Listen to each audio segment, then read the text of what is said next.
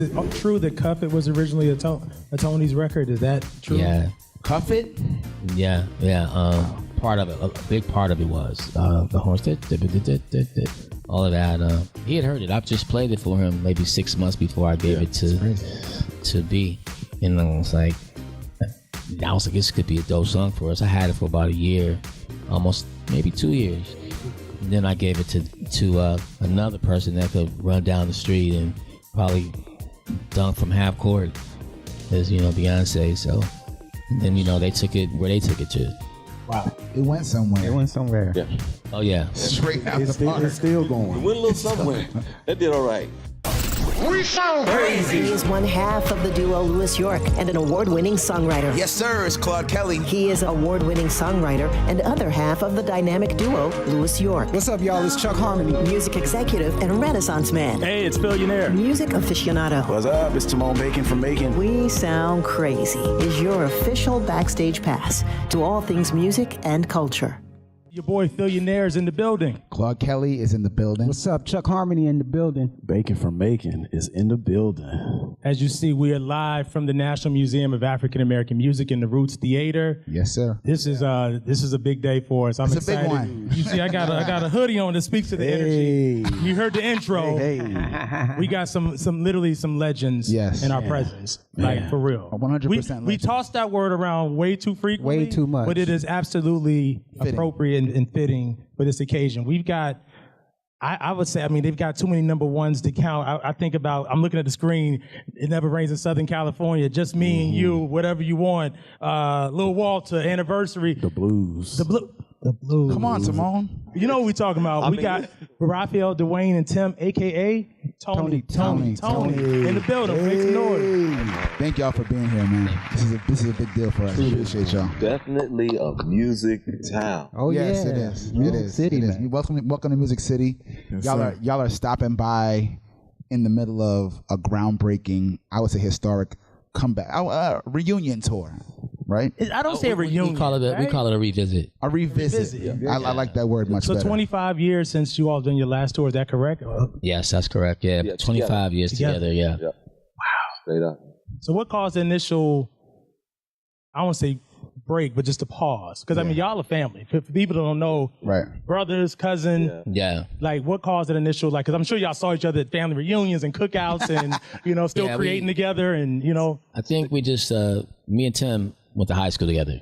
Like, so I knew Tim through. He's not actually my cousin, but we always it's black people cousin. But just as the information goes, he was sort of like a prodigy in church, an organ player and a drummer, and I heard about him, and then we hooked up around high school, like 10th grade, and then we've been friends ever since. And then I introduced him to my brother, who was in his own band before me, and I always wanted to be in a band with my brother. He was in different bands, I was in the younger bands, and so we introduced each other, and then we was like, this is the band. Dwayne came up with an idea, and then we became the band. So when we took the break, we just we got a deal, made money, people get different friends, different things happen, and then you decide to venture out and do different things. It wasn't like a breakup, anybody mad, anything like that. And so as far as the fans know who we are and what we stand for, we felt like it was time for a revisit. Absolutely. Wow. I'm not going to. I'm telling you from as a fan. I'm in the music industry. I'm an executive, TV, film, music. I bought my tickets the day they went on sale, and if you haven't got yours, people, you don't play yourself. Purchase. I purchased them. Didn't want no comps. Didn't want anything because what you all represent. When I first heard the first album was 86. 87? 88. 88. Okay, so I'll just say under 10 at that time. And so, not to, but early on, even then, I recognized, man, this is greatness. Like Little Walter and some of these, I was like, yo, who is this? And then I remember I got the cassette, but I'm aging myself. But yeah. It was a cassette? It was a cassette. Yeah. Cassette. She was on the 8-track? So, what I want to know is 25 years later, y'all performing these songs that we love. Does it feel different? Does the music hit different on stage? It does and it doesn't. For me, I know it's a concert, but it just feels like, we're sitting in our living room because we haven't played together on a stage, but we still, I'll go jam in the garage, whatever. We still been building and doing music. So when we get on that stage, that's just like home to us. So the songs, when we started writing songs, we didn't really know that we were writers. We were just having fun. So when I'm on stage, I'm just having fun. So I could be and singing our own stuff too. I'm really happy. I'm in the moment because I was in the moment when it was done. So that's what it's just like going back to the day. It's just very comfortable. The three of you have, even when you all weren't together, you three have continued to own your craft and do individual things. I'm interested in knowing, what was that first rehearsal, that first meetup like when you guys decided to... You talking about for this too? For this iteration of Tony. You let him tell you, because it was dope. It was I felt like it was like putting a team together, or like for a funnier thing. It was like, honestly, it was like the Blues Brothers. Like going to the house, going to Tim's house, seeing what he was doing. Tim was more excited about winning #1 in Christmas lights on his house design. You know, he was super excited. He said he won first place, and I just kind of looked at him like, when I drove away, like, wow. Be in different places, and I realized I wasn't living a real life. You know, when he was happy about that, I was like, wow, that's different. And Dwayne, but he was always, sending me music and coming to the studio, seeing me. Dwayne is ADD. He's always moving. He can't stay still. So you got to catch him in the middle of the night. In Oakland, I would call him. We eat breakfast, get coffee, just in the middle of the night, come let's get a drink or something. It was always like family, but the first day of rehearsal was pretty... a realization that we have so many songs, and how could we put it together in a package to tour for, hour or something. The show ended up being like 2.5 hours with an intermission. So when we got together, we just had to figure out what was the best, representation of who we are and where we're trying to go. And it was serious business. It was different from the beginning.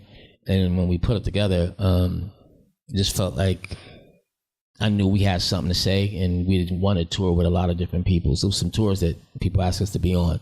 And I was like, nah, we need to do something on our own. So we had to make a few decisions about how to come out, how we wanted to be looked at, and how we actually want to deliver the songs to people who's listening. It wasn't really about us as much as it is about you. It's not really about, it's us. We already did us in '88. We did albums. Now it's not about us. It's about you, about the viewers, people that's listening. So we're just trying to deliver that thing that we hope they enjoy it. And so even their kids, different generations can come watch us and see what we do. Maybe somebody can take what we do and even take it further than we did. So I think that's what this tour is about for us. Favorite song from each of you to perform live today? Favorite song? I can't keep it to myself. I gotta say, for me, I like doing Song Anniversary because Ray takes his time on stage with it, and he does the long version, so it's hella guitar stuff. We got the gentleman back there, Sharky on guitar, and he's a phenomenal youngster on guitar. And just taking his time and pacing it just makes me feel, to me personally, it takes me back to, when I was younger, I used to see Marvin Gaye performing and all of that, where they just work the room and let it vibe out. So that's mine, and I get a chance to come on and play acoustic a little bit, but that moment messes me up. When I look at the crowd, I'm like, damn, this Rick James type of shit going down right now, I don't really have a favorite. I just have fun on all of them. He playing keys now, so I'm just having the ball. Do y'all perform my favorite song, which is Slow Wine? Favorite song? That's my favorite Tony song. Yes, we do. Is that jam? Yeah, man. Slow Wine. That's a really great part of the show. Actually, he's being pretty humble. I mean, whatever you want, and Slow Wine is epic in the show. I mean, it's a part of the show that goes just like takes off. Coming up next on We Sound Crazy. I believe y'all created neo soul. I'll go on the record and say that. Tony, to me, created, because it was such a soul and funk. I hate neo soul. Don't ever call music neo soul. After the break on We Sound Crazy. Today's a new day. Where are my blue skies? Life ain't perfect, but we're bold.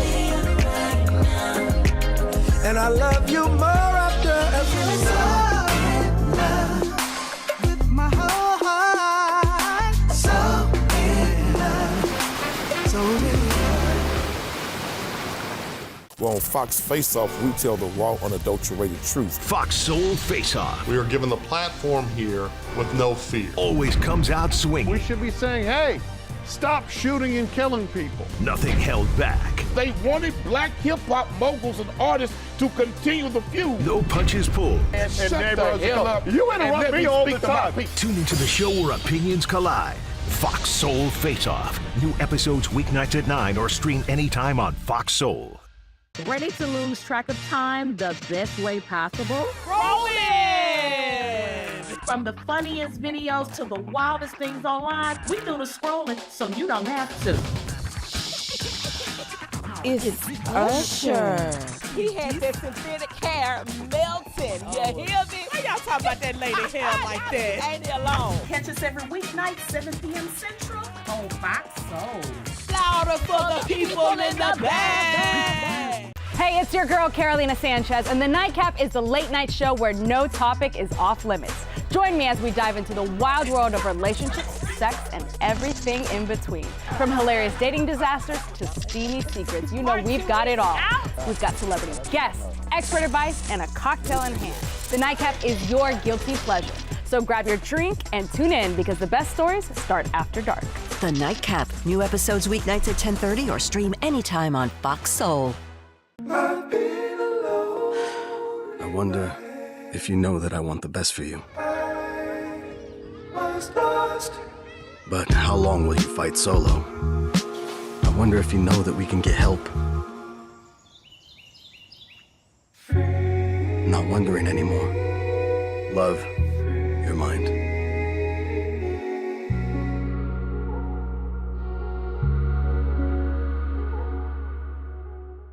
But even that one, like that moment when I'm doing that, when I sit on those stairs, I'm thinking about, remember what we was in Trinidad for the first time. Man, that was life-changing in many different ways for myself, but I just remember the experience of how it started out. Us being in the room and hella people that we met out there kicking it and the whole bit, and it went from one level to the next, and boom. Yeah, so.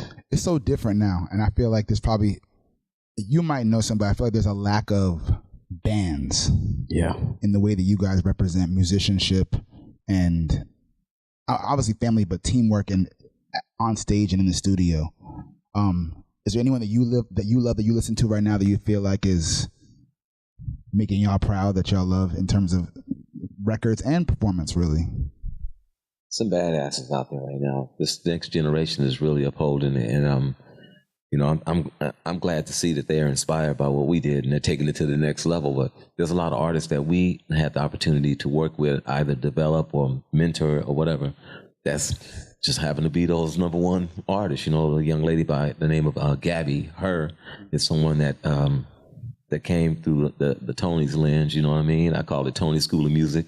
You know what I mean? Being around School of Music. How we show them it's about live entertainment. First of all, I always started right there. If you can't perform before two people and make them feel like, you know, it's nothing, you got to be able to perform before a small crowd and a big crowd or whatever. So when I see artists like her getting it in, I know that she walked through this whole sketch. You hold that guitar and that's your weapon and your shield. I love seeing that, but there's a whole lot of artists that we worked with that. My favorite would be probably probably Steve Lacy. Okay. Thundercat. Then I would say Lil Dragon, like more of that, of like, yeah, just like as far as producing, making music, producing for other people, and also figuring out their show, you know, because that's what we had to do. We were artists in the beginning, but we had to figure out a show, then we had to figure out producing. So I really enjoy watching artists start from their sophomore album. Like, you know, how do you grow? I'm more interested in watching artists grow, and I just feel like musicians now, I won't say a problem because I'm not the master of it, but I'll just say what I see is a lot of individual YouTubes of musicians playing with one person showing their skills, and for us it was always, you know, showing a team, you know, like a basketball team. You know, I don't want to go watch just Damian Lillard play. I want to see him with Giannis. I want to see a team. I feel like music is right now is too many individual self like type of things and not groups, and that's why if you want more bands, especially black bands. Especially black, that's what I'm saying, black bands especially. Black bands are just, they don't know how to get together. They don't know how to get together without the money. You can't ask somebody to rehearse that doesn't have the money. We could never be a band if I had to pay him to come to rehearsal. It just never would have happened. Exactly. You have to dedicate some time without money, even if it's for 4 or 5 years.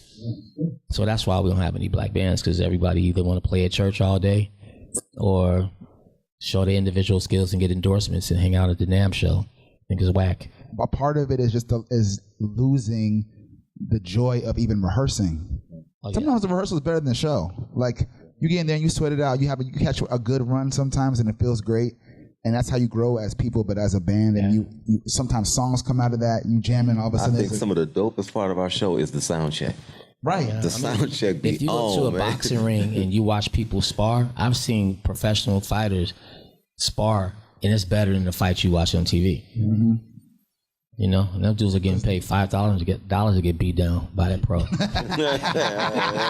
Because the whole process is you should love the whole process. Yeah. And there is definitely an egotistical nature to it now, where if you're not getting paid. There's a lot of bands out there, up and coming youngsters. I recently moved and got a little spot in Atlanta, and I've just been seeing just all of these different musicians showing up. You know, I'm not there as much, but I got cameras all around so I can see what's on. I'm like, and that little dudes was on the deck just getting it. But the thing is, they don't get the platforms. Like when we came up, everywhere in the neighborhood, we came up in. You know, even the Black Panthers had a location with Son of Man, where they gave us a chance to rehearse and jam and whatever else, and we homed in on our craft. It's not as easy anymore, and that's one thing we do for sure. We give a platform to artists to come and develop and groom, and it's not like we charge people. It's, you know, because if we don't uphold this culture and this style, what is it, neo soul they call it now, whatever it is, but to us it's soul. If we don't show them how it works at industry level, then it can get lost.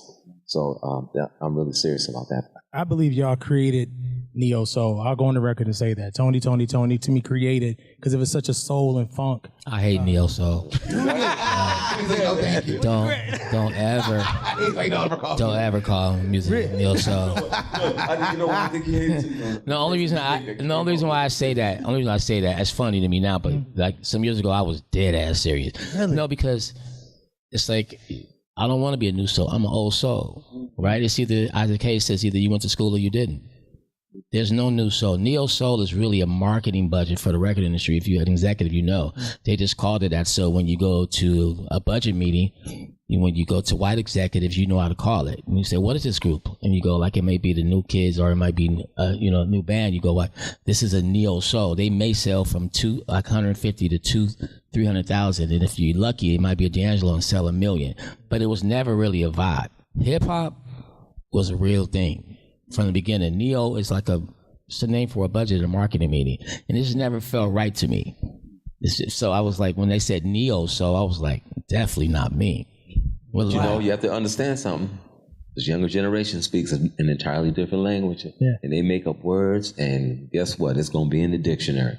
I don't know if neo soul's in the dictionary, but I bet you, you know what I mean? It probably is. They accept it as like, it may be. So I'm like, even R&B was really rhythm and blues. They don't say rhythm and blues. They say R&B. So that's the same branding as well. But we have to look at it like, they've given us that title.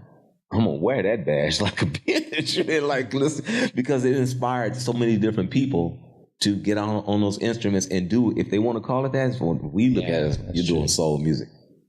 But if that's what it takes, that's what's hot, man. I'm really grateful to the fact that they look at us in that light, you know what I mean? Like, because all we did is stick to our guns, even when it was New Jack and the whole bit, and people would put us in that pop, which was cool, because we worked with Teddy Riley on the song Baby Doll, and he re-freaked that one totally. We was accepted in, but we just some straight blues dudes from the town of Oakland. Yo, the crazy pick of the week is like our song. Absolutely. Our pick of the week. This is a big deal. We vouching for this one. Yes. Yeah, man. And I think we got a good one this week.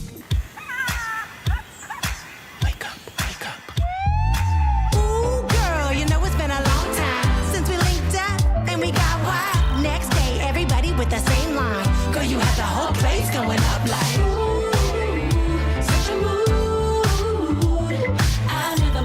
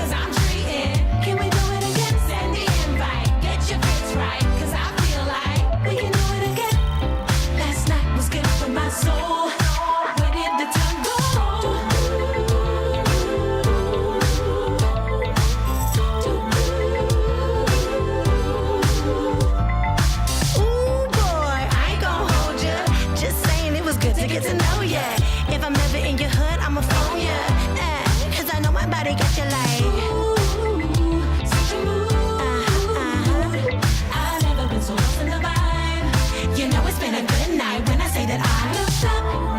It was 5 a.m. I see the sun rising. Last night was good for my soul. Where did the time go? I feel alive again, refreshed and ready to win. Last night was good for my soul. Jumps the bucket and drinks and make it, and we left it all on the floor. And I just can't believe it. It felt so relieving to take time and let it go. You see, life's so much better when we're together and still feel the afterglow. Last night was good for my soul. Where did the time go? You met somebody and you like that body, better ask somebody. Coming up next on We Sound Crazy. Is it true that Cuff It was originally a Tony's record? Is that true? Yeah. Cuff It? Yeah. Part of it, a big part of it was the horns, all of that. He had heard it. I've just played it for him maybe 6 months before I gave it to B. After the break on We Sound Crazy. And I like it. Hey, so in love in my whole heart. Get what you done now. Ooh, what you done now. Show me what love's about. Show me what love's about. 'Cause you turn me out. Far away from here. Far away from here. Far away from here. Just jump in a taxi cab. Pack a bag and get away fast. Hey, it's your girl Carolina Sanchez, and the Nightcap is the late night show where no topic is off limits. Join me as we dive into the wild world of relationships, sex, and everything in between. From hilarious dating disasters to steamy secrets, you know we've got it all. We've got celebrity guests, expert advice, and a cocktail in hand. The Nightcap is your guilty pleasure. So grab your drink and tune in because the best stories start after dark. The Nightcap. New episodes weeknights at 10:30 or stream anytime on Fox Soul. Well, on Fox Face Off, we tell the raw, unadulterated truth. Fox Soul Face Off. We are given the platform here with no fear. Always comes out swinging. We should be saying, hey, stop shooting and killing people. Nothing held back. They wanted black hip-hop moguls and artists to continue the feud. No punches pulled. And shut the hell up. You interrupt me all the time. Tune into the show where opinions collide. Fox Soul Face Off. New episodes weeknights at 9 or stream anytime on Fox Soul. What do you think you're doing, Kevin? Was just gonna drive home. There are several warning signs present that you shouldn't be driving. Like hearing voices? Like your text-to-emoji ratio? Oh man, the selfies. Selfie, nailed it. We all have warning signs that let us know that we're probably not okay to drive. Mine is pretending to be your subconscious. Craig, come on man, let's split a ride home. Hey, besties! What is a bestie? I like you. She's fun. It's about to be a good time! She's always looking out for you. Since you're my bestie, I will handle it for you. She makes you think. Here to uplift and empower. She's always encouraging. You are that girl. Chelsea Edwards, your bestie in daytime. I get the spiritual moments. Chatting with Chelsea. New episodes weekdays at 5:30 or stream anytime on Fox Soul. Well, if you won't take the neo soul flowers, I'm gonna throw the flowers away. No, You got to take these flowers. I want you to take these flowers. We do take the flowers. But there's a group. There initially was 4 ladies that turned into 3 named Destiny's Child. Yeah. Dwayne, I know you were very instrumental in developing and signing them from the very beginning, which a lot of people may not realize. That first deal at Columbia Records that they had as a group, that was you. Yes. We'll get to Cuff It and Solange and all the other things that came as a result. But I want to start at the beginning. It's how the universe goes around with Destiny's, crazy, right? But Destiny's Child, talk to us about what did you see at that time with these young 4 ladies from Houston, I thought that they were too talented because all the time, not to be talking, it's not negative talk, it's just a fact. The music industry to me at that time was about, okay, you can just look cute and you don't have to really sing, you know what I mean, and such. And then but they were singing so dope when but I didn't even believe it was them. When I first heard a cassette that Matthew Knowles sent me, I was like, man, this ain't no 13 or 14-year-old girls. I ain't stupid. Who's singing? So he sent me a VHS tape and I put it in. I was like, whoa. Because I had met Beyonce when she was 9 and I think it was a bigger band. So I was expecting something, a group of girls dancing, whatever. But the thing about it, I learned so much from that deal. People say we broke up or whatever, but my brother's right. We didn't really break up. We just went into different things because in '95 I had signed them and I was working on our last album, The Revival. House of Music. So I had Destiny's Child and was doing that last album. So when my brother went on his own and stuff, it took me a moment to kick in that, oh shoot, I got to get back on the road with Tony's thing because Ray is going to be doing this for a while. I was producing Destiny's Child. So I would go from Universal Records over to Sony, and I'd see marketing budgets that was out of here. And I'd be like, whoa. So I'd come back to our meetings and be like, that's nice, but whoa. You know what I mean? So in seeing that group develop, I learned so much because I've done a few deals before that, but signing a group under 18 is an entirely different world. That's what led to me working with the group, the artist Zendaya, working with the girl Her, working with Kehlani through Pop Life, my sons who are now, in the industry thanks to my brother looking out for them when we moved to LA. And they worked with Solange. And it's all family. And I met Solange when she was 9. So it's just, it was more like mentoring, but the first thing I would always show them is I'm taking them to the club. So if you can't move this. Dwayne is good with working with artists like that. He can find new talent. That's what his talent is. That's a gift. He did it with me too. He first one that helped me out. Energy and I don't like working with kids though.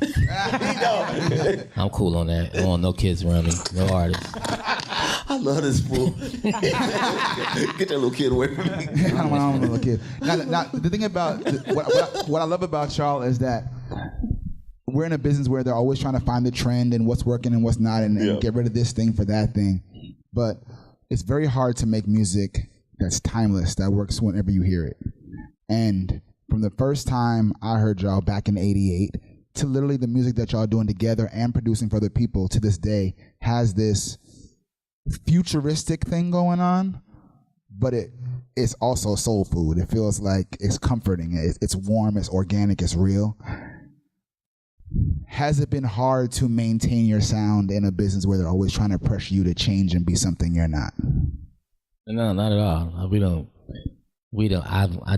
I don't really pay attention to anything but what I like, you know what I mean? But we just honored to be humble in the spirit of music, right? I think that's the thing that keeps us going forward. So I just think we don't know to be like somebody else all the time, but we still might enjoy listening to other artists, right? But we didn't know how to do an album that sounds alike anybody else, or we didn't even know how to do our album to make it sound like the last album that we did.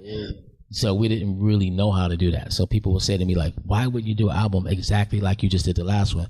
Like, we just don't know how to do it. It's not like we just said, you know what, we don't want to sound like our last album. We just don't know how to do it. That was then and this is now. And it's very organic when we go into the studio. It ain't like, okay, this is what we're going to do. We're going to this many bars. No, it's the guitar. Maybe, get our spirits lifted a little bit before we touch something, but we'll just be playing, And he may walk over to the keys, and it's like having a conversation. Yeah. And all of a sudden we'll listen back like, oh, that was dope. Let's do that again. Or, one song in particular, Thinking of You, that was a song that I couldn't even remember we did it. And we were doing the photo shoot for the last album, and it wasn't even on the album. And Ray was playing music through the thing, and I was listening, so I looked around and said, man, when did Al Green do that song? He said, fool, that's us. I was like, when? He said, when we came in from the studio and we was just chilling 3 a.m, whatever. It's like, oh, you finished it? Wow. They said, we got to put that on the album. We just do songs, and we don't know. Even like the song you did with D'Angelo, Lady, that was something that I guess this was going to be on us or whatever else, but we didn't know. You know what I mean? It's just a moment. We go in there and do what we feel, and walk away. Lady is one of the best songs. One of them ones. It's one of them ones. Period. Man. Yeah. It is. One of many, but that's a special one. Yeah, it's that's what I say. I like working with artists that know who they are. He knew who he was, so I had it for a while, idea about it, and we met. We had the same publisher, Mindy, and we came out. I had Tim come over. That's Tim playing piano on the record, and people don't know that. That's him. And me and D always talk about it. He goes, man, Tim really killed that. I'm like, oh yeah, Tim is solid. But yeah, like you said, Leon Ware should tell me, rest in peace. He should tell me sometime. He said, just looked at me one day and said, "You think we know what we were doing? We did Angel, Come, those songs, him and Marvin. I Want You." He said, "You think we knew what we were doing, what we was gonna get?" He said, "Nobody knows." And from that, that's how we are. We work. We don't know. But yeah, that song was a Tony's idea. Everything I did at that time was a Tony's idea. But then when you work with an artist you could pass the ball to, yep, and they're gonna run down the court and do what they do. He's that kind of artist. He's that kind of artist. So I can't take full responsibility of how it turned out. It's just like having a team of people who work good together and can take it. That's amazing. Is it true that Cuff It was originally a Tony's record? Is that true? Yeah. Cuff It? Yeah. Part of it, a big part of it was the horns, all of that. He had heard it. I just played it for him maybe 6 months before I gave it to B. And I was like, this could be a dope song for us. I had it for about a year, almost maybe 2 years.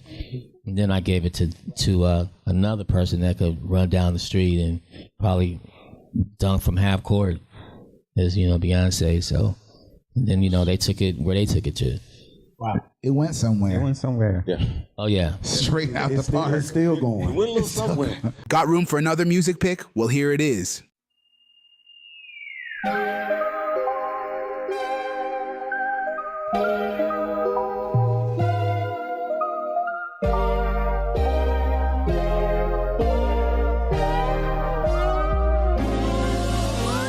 No one ever said that love would be perfect, and no one ever said that love would be fair. I don't even mind the hard times, 'cause you're worth it. I know I was made for you, and I know you were made for me too. That's why every day that you're not home, my heart's uneasy. Sometimes I turn around and wish that you were there to hold me in your arms and say how much you need me. So when it gets hard for you, here's what I want you to do. Think of me kissing you. Think of me holding you in my arms. Think of me missing you. Every day that we're apart, know that I'm loving you. And baby, you'll always be in my heart. There's nowhere in the world I'd rather be. So think of me, think of me, think of me. People gon' try and make you doubt your feelings. People gon' try and say this love won't last. Let 'em talk, we both know we got the real thing. Promise I'll be your woman for life, 'cause forever you are my man. So think of me kissing you. Think of me holding you in my arms. Think of me missing you. Every day that we're apart, know that I'm loving you. And baby, you'll always be in my heart. There's nowhere in the world I'd rather be.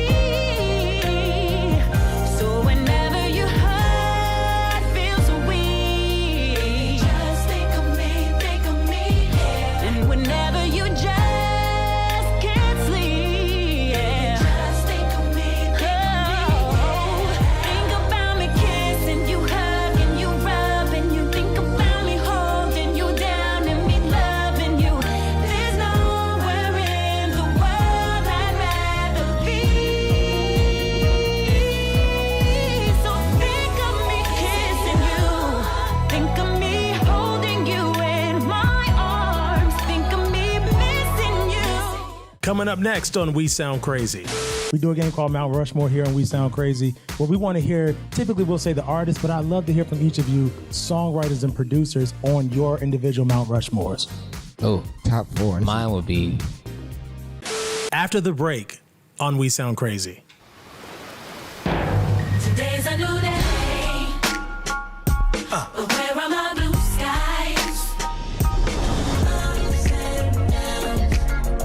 Life ain't perfect, but we're bold.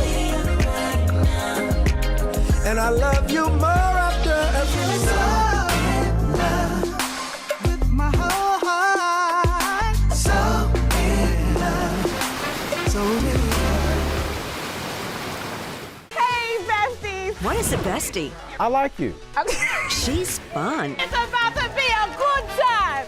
She's always looking out for you. Since you're my bestie, I will handle it for you. She makes you think. Here to uplift and empower. She's always encouraging. You are that girl. Chelsea Edwards, your bestie in daytime. Like it's a spiritual moment. Chatting with Chelsea. New episodes weekdays at 5:30 or stream anytime on Fox Soul. Hey, it's your girl, Carolina Sanchez, and The Nightcap is the late night show where no topic is off limits. Join me as we dive into the wild world of relationships, sex, and everything in between. From hilarious dating disasters to steamy secrets, you know we've got it all. We've got celebrity guests, expert advice, and a cocktail in hand. The Nightcap is your guilty pleasure. So grab your drink and tune in because the best stories start after dark. The Nightcap. New episodes weeknights at 10:30 or stream anytime on Fox Soul. Ready to lose track of time the best way possible? Rolling! From the funniest videos to the wildest things online, we do the scrolling so you don't have to. It's Usher. He had that synthetic hair melting. You hear me? Why y'all talking about that lady hair like that? Ain't he alone? Catch us every weeknight, 7 p.m. Central on Fox Soul. Louder for the people in the back. Well, on Fox Face Off, we tell the raw, unadulterated truth. Fox Soul Face Off. We are given the platform here with no fear. Always comes out swinging. We should be saying, hey, stop shooting and killing people. Nothing held back. They wanted black hip-hop moguls and artists to continue the feud. No punches pulled. And Shut neighborhoods the hell come up. up. You interrupt and let me all the speak to my time. people. Tune into the show where opinions collide. Fox Soul Face Off. New episodes weeknights at 9 or stream anytime on Fox Soul. In the spirit of talking about the many timeless records between the three of you, Anniversary, you touched on it earlier. That song is literally a cultural staple. I mean, I can't even count on the 10 fingers that I have the number of times I go into parties or anniversary parties or even weddings where that song is not played. Take us back to that time when you were developing the Sons of Soul record and right. Just like, did you all know that song was going to become a staple in our community the way that it has? Like I said, when we wrote it, we're really trying to impress each other, and to be honest, to show off to the record label. That was my thought. I just felt like whatever we turned in at the end of the record is the reaction we're going to get from the label. And we were just trying to just trying to grow every record, we were just trying to get better. And that's one of the things that came out of the career, trying to get better. Now, did I think it was going to be some staple? I knew that it said Anniversary and everybody had one. I did know that. It felt like a happy birthday thing. But I think it took on a different spirit with us. You know, like now when we play it, you can look at each one of us when it's playing. We in a whole different world. Now I think we listen to our music different. In the beginning, you know, we were coming to LA, living in Oakland, figuring out where we're gonna live, houses, girls, you know, you can name it. We was figuring it out, and those songs were just out there while we were where the music was happening. But now we get to like girls. Now we get to like actually watch people enjoy it in the audience, right? So it's a different energy. Now we get to enjoy it with people who listen to the music now. But in the beginning, I think we were just more like, you know, just in the moment. But making it was, you know, just singing it, making it, coming up with it, writing lyrics, listening to it in the car, and it's a competitive industry, and I was really being competitive. Like the baddest R&B writer that could kill any person writing lyrics, and anybody I know, maybe a couple of years older than us, is Kenny Edmonds, Babyface. Yeah, man. Yeah. So so Babyface is like. I thought you was about to say, Stevie Wonder or something. I mean, he's that's the Don. Okay, I got you. That's a whole nother. That's the No. Well, I mean, that makes us think about our Mount Rushmore that we have here. We sound crazy. Huh? Now, that's a good segue to our Mount Rushmore. We do a game called Mount Rushmore here, and we sound crazy. Well, we want to hear. Typically, we'll say the artist, but I'd love to hear from each of you, songwriters and producers, on your individual Mount Rushmores. Oh, top 4. Mine would definitely be. Mine would be Marvin Gaye, Stevie Wonder, Prince will be at the top. Prince at the top. The top. Okay. Oh yeah, because he took it in a whole different direction. Yeah. In a lot of different areas, and had all those other artists like going, "Who the hell is that?" Yep. You know what I mean? Then I would probably say Kenny Edmonds. That's the producer, and the last producer, I would say that's 4, right? That's 4. That's 4. And one more, right? That's 4. We can do 5 if you want to. I could do 5. Oh, it's only 4. Who are yours? Well, I'm gonna say Tom Bell. Oh yeah, Lord, wow. Yeah, you're right, Tim. Thank you, Tim. Tom Bell. They write all the Delphonic stylistics. Yeah, that's he would be right. Him and Prince would be at the top for me. Those writers and producers back then. And I can say this, listening to him speak about it, whatever, we're the same. I'm just a different age bracket, so I got things differently. But we're the same, the way we approach it. We were never trying to fade anybody of our time. We were always trying to get the stylistic, something that would make you feel like, bet you by golly, wow, or the Delphonics, or all. We was trying to fade them. So when we trying to write a song, we'd be thinking like, so. Yeah, but the fact a couple generations, it was going back. We was always trying to fade James Brown and all that, or in my case, the Mount Rushmore, what you guys were saying, Sly Stone. That's my foundation off top. 72, Hot Fun in the Summertime. I'll never forget ever in my life. That's the one that, and Larry Graham, who happens to be from Oakland, California, who created the thumb. Okay. You just said 2. It's getting sticky now. Okay. So Leon, you said Sly. I like Leon Silver. Whoa. The Silver, the boys was writing. They was writing some. They had their own That's huge. thing. Yeah. And then today I'm going to have to throw Beyonce in there because she's a writing beast. And you can give her a scrappy track. I don't care what you give her. Once she start putting it on it, she just turns. And I've seen this girl pick like it's a lock. Some stuff that I didn't even dig. That's it. I'm going to leave it like that because that mind on that young lady is whoa. Tim, be honest, man. Be honest. All right. I already said Tom Bell. Okay. I'll say Maurice White. Whoa. Yes, sir. I'll say Rick James. I like Rick James a lot. Lately, I've been listening to a lot of Rick James. Funky man. And I'll say Sly Stone. Sly Stone as well. Nobody in the gospel world, as much as you lay that out. The Hawkins family. The Hawkins family as a whole. Yeah. Walter and Edwin. I just knew you were gonna have, like. We were raised on the Hawkins. Hawkins. Okay. I would love to know. I would love to know collectively your Mount Rushmore of bands. Me too. Just collectively. Oh, number 1 is the baddest band in the land would have to be Earth, Wind, and Fire. The Element. They were on the same stage right here. Literally, that's the last band we had on the show right here. On the same stage. Dean here. Ohio Players. Back when was so cold. I've seen them so many times as a youngster. Whoa, you know what I mean?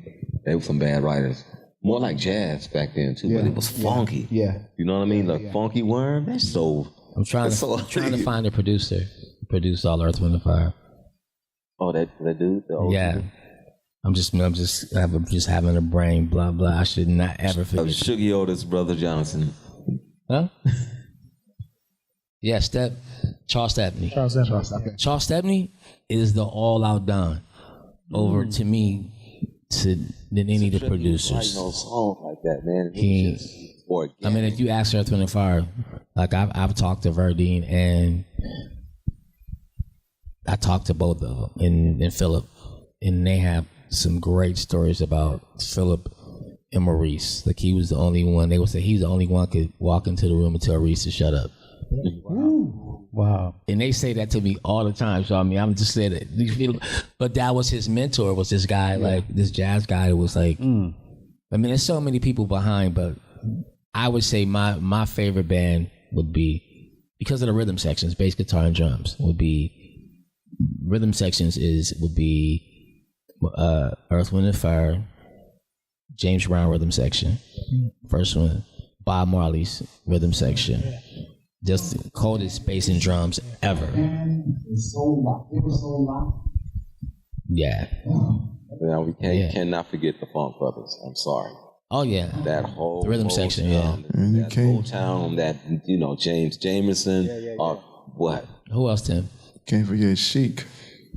Yeah, can't forget Bernard Edwards. Now Rogers. Yikes. Bernard Edwards on bass. Was right. Yeah. That was our thing, though. We saw them.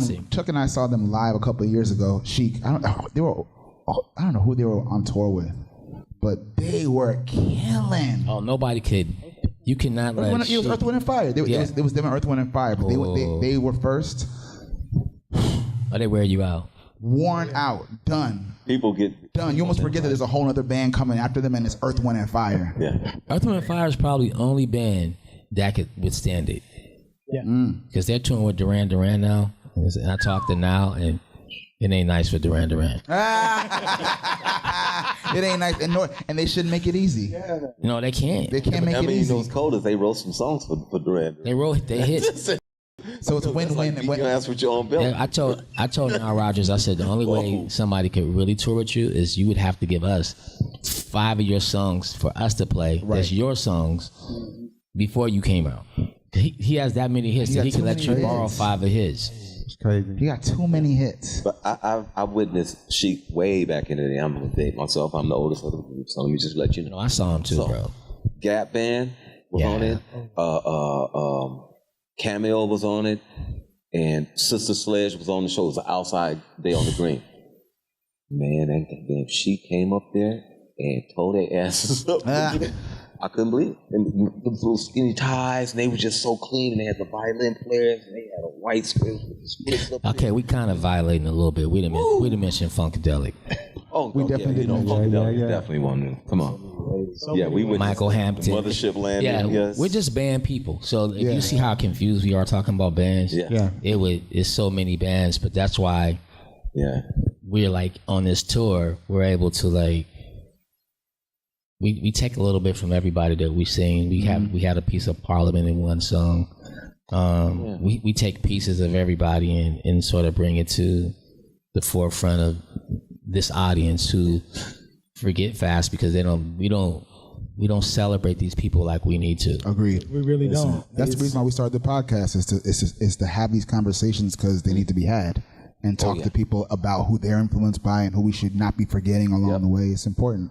It's crazy that y'all are talking about bands because for me, you all in Mint Condition were the two, like for us when I'm 4 or 5 years old, the idea of bands. Of course, you see the white bands on MTV, VH1, all that stuff. But then you turn on BET and you see the quirkiness of the Feels Good video, and then hearing the blues for the first time. I remember being like 5 years old, like, why is this hitting me so hard? Like, even to this day, like I was listening to it this morning, I'm like, this song slaps like 30 plus years later. So just to you all really helped for my generation. 100%. Yeah, groups like we were happy for groups like Mint Condition. Stokely is he one of the smartest dudes I know. Period. You know, his dad's a professor, teaches Black history.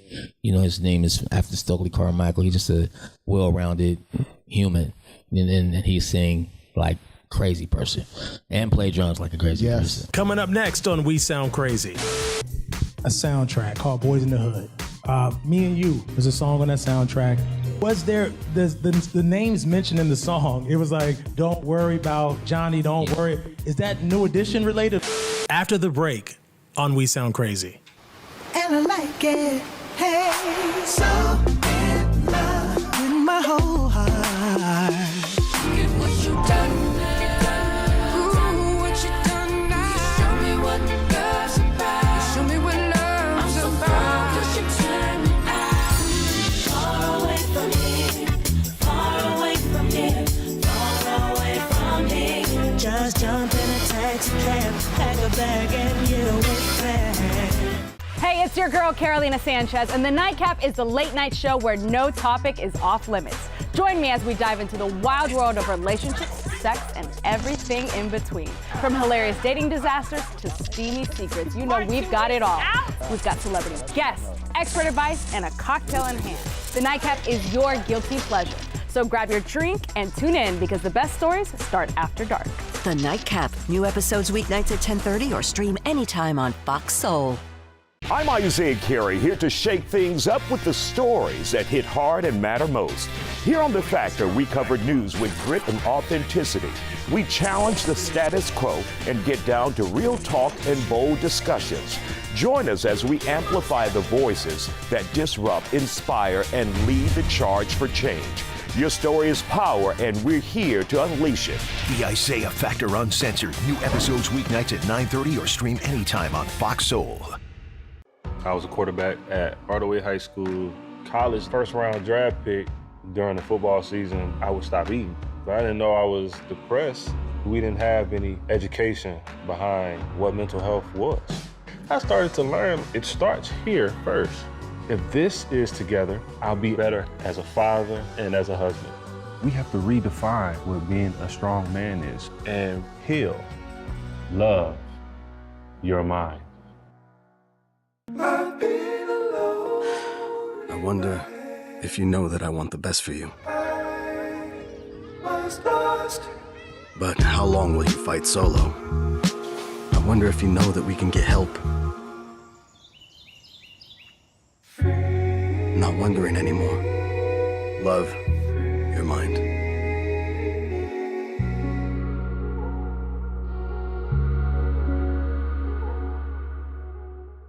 So I want to go back to a soundtrack called Boys in the Hood, accompanied the iconic movie, one of my favorite movies. Rest in peace, John Singleton. Me and You was a song on that soundtrack. I'm on Instagram and TikTok way too much, full disclosure. But I saw, you always see these funny stories. Did you know? Was there the names mentioned in the song? It was like, don't worry about Johnny, don't worry. Is that New Edition related or something? I saw New Edition, yeah. It's only because I was writing it in my mom's house in my room that I stayed in as a youngster. And sometimes I'm just a lazy lyricist. New Edition is one of my favorite stand-up singing groups. They know it. I'm a huge fan of New Edition. I'm friends with them. And I was just being lazy. So I just, you know what? I'm just going to pick every name in New Edition. And then I'm going to get this song over. Ronnie, and Mike. Ronnie, Ricky, Mike. That's all I did, really. It wasn't like a diss to them. It was just like loving them, really. And I'm just going to use Johnny, Rick, Mike. But I was like, because that's the staple in my mind anyway. You know how they sound, Ronnie, Ricky, and Mike. That's the staple in everybody's head anyway. Yeah. And so, but nobody gets it right at the show. You could look at the confusion on people's face at the show. No, nobody's saying the same thing, and even we're not saying the same thing. I don't even know what the song is and what order it goes in now. That's crazy. Wow. Because we named New Edition, then we named 3 girls on the other side of it, and those are just basically hood names: Tina, Tracy. We're just being very lazy. That's what that is. Being very lazy yet genius at the same time. Oh. All the people that y'all have worked with. And this is a question for all 3 of you individually, but also as a group. Is there anyone that you haven't, that you're like, I would love to write a song or work with this person or collaborate that you haven't worked with yet? I'm sure there are many. I don't have any of those type of things. I just really, because I meet people at 7-Eleven. That's how it happens. If you out in the public, you just kind of meet people and then it happens. So I just leave that open for the. Let it happen. I just let it happen. But now it's a lot of people that I just love watching other people write music and get to hear, because that's what inspired us in the first place. Is even just a lot of people that don't even have deals that I know just killing them. A few people just like that. So that I've been working with you. Sure, Bill Withers is mine, you know what I mean? You work with Bill right now. I know. I mean, you can. I gotta shoot you first. We don't want that kind of problems. We're gonna go work with Bill. Right. I want to work with him then. See the type of stuff. Okay, today though, I don't know. It's just I'm blown away. It's just a lot of dope artists out there. You know, what's the kid? Daniel Caesar's dope. Yeah. It was another one. I can't remember. He said Dylan was working with him, and then I went home and I started playing Frank Ocean. That little dude is bad. It's funny. His son is a producer, and he works with a lot of people. So when he talks about these artists, he always talks about Frank Ocean. Go, that little dude. I'm like, dude, that little dude is like so big. He's definitely not a little dude. He calls him little dude all the time. Little dude. I'd be like, we just. First of all, I didn't know who he was, even when Dylan was telling him. Frank Ocean. Okay.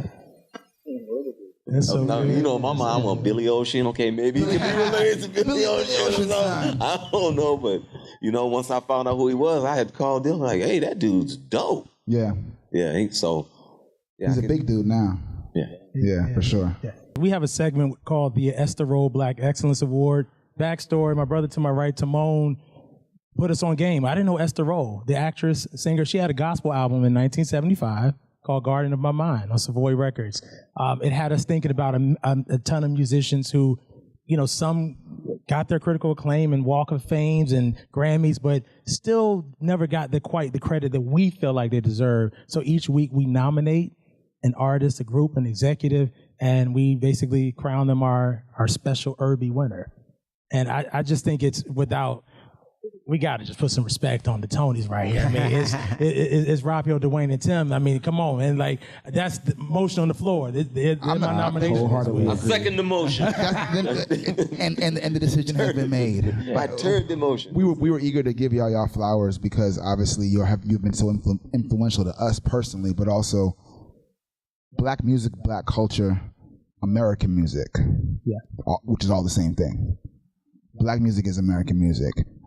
We set the trend and run it and everything, and you guys have been the soundtrack of so many lives, but also so many artists have sprouted from y'all's influence. So flowers given, because y'all are definitely the Esther Roll Black Excellence Award winners for sure. Yeah, so well deserved. We want to just thank our brothers Toni for hanging with us today. It's amazing. On tour right now through November 17th, right?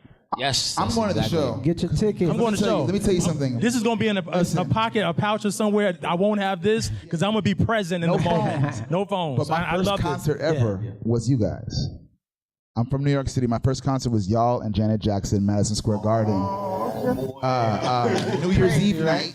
I'll never forget that. New Year's Eve night, the countdown in. It was like, that's probably why I'm still doing music this day. This blew my mind. A young Claude. Special shout out to our partners at the National Museum of African American Music. Dayman, thank you so much. Visit Music City. Thank you, Toni. Thank you, Nashville. We sound crazy. We out of here till next week, y'all. Peace. We sound crazy.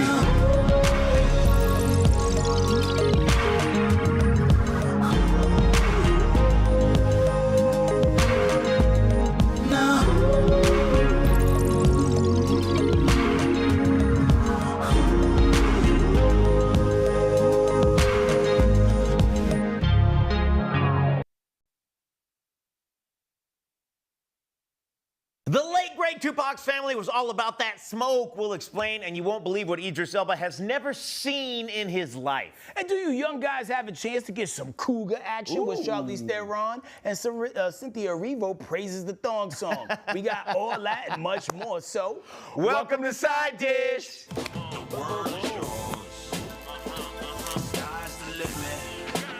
Okay, but how tan are we? Yo, we're pretty tan. I'm pretty tan. Like, you know, did you go to the beach? I went to the beach. I actually got a new LA tattoo. Look at there. Got that for my time in LA. Hey! Yeah, I feel like I became an adult in Los Angeles. I was there a little bit over the break, so I thought, why not? I went to the pool. Oh, okay. Went to the pool a lot. Yeah? Yo, it was crazy because, like, July 4th is typically, like, you know, America's